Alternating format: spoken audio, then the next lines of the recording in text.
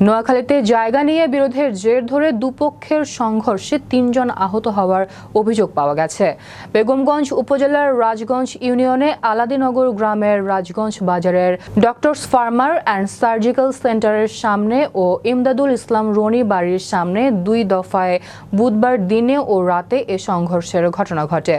অভিযোগ সূত্রে জানা যায়, জামাল উদ্দিন, জহির উদ্দিন, ডাক্তার ইমদাদুল ইসলাম রনির উপর ইয়াসিন, সাইফুল ইসলাম, হাফেজ আহমেদ, শফিউল্লাহর নেতৃত্বে এই হামলার ঘটনা ঘটায়।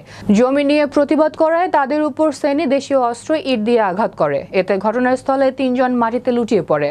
পরে স্থানীয়রা আহতদের উদ্ধার করে নোয়াখালী জেনারেল হাসপাতালে ভর্তি করেন এবং চিকিৎসাধীন রয়েছেন।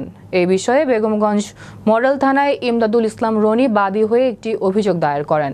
বেগমগঞ্জ মডেল থানার অফিসার ইনচার্জ দেওয়ান লিটন জানান, অভিযোগের আলোকে তদন্ত করে আইনগত ব্যবস্থা নেওয়া হবে। তাই ঘটনার সুষ্ঠু ও সঠিক তদন্ত করে ন্যায় বিচার দাবি করেন। বসি দেবার পরে আমরা তো আর ওখানে লাঠি ছুটালে কিছু যায়নি। তখন আমি যে হেগরে মানাইতেছি, তোরা এই টাইম করতেছিল, এর উপরে অত্যাচার অফিসার করতেছে, মানে মারতেছে।